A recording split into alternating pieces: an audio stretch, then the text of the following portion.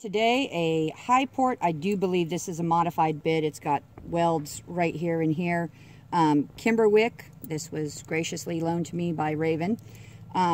It's horrible. It's got a bit of a problem. As you can see here, facing toward the front, the curve should be this way. It's actually not. It's backwards here and into the cannons, which is part of the reason why I'm not going to put this on a real horse, because if it was on him, there's no way he could close his mouth over this port without having this push this back into his tongue, so he would suffer needlessly. So we're going to stick this on the horse and show some action. So going down onto the tongue, we're going to have a regular adjustment of our curb chain, 2 fingers, and we've got our cannons at the Formosa hole right here where they would be in real life. So if we rotated this 45 degrees, you can see that it's going to suck the tongue up in there, and it's going to pull. I mean, it's grabbing the tongue.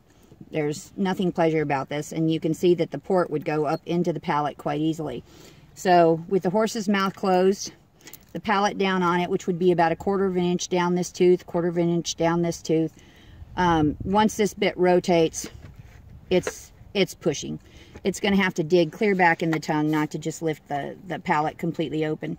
If the horse were to pull his tongue back, you can see that the break of the port right there in the opening exactly fits over the bars. So once the horse pulls his tongue away in an effort to preserve it, this thing goes right down on the very sharp edges of the bars. Side-to-side movement would be absolutely horrendous.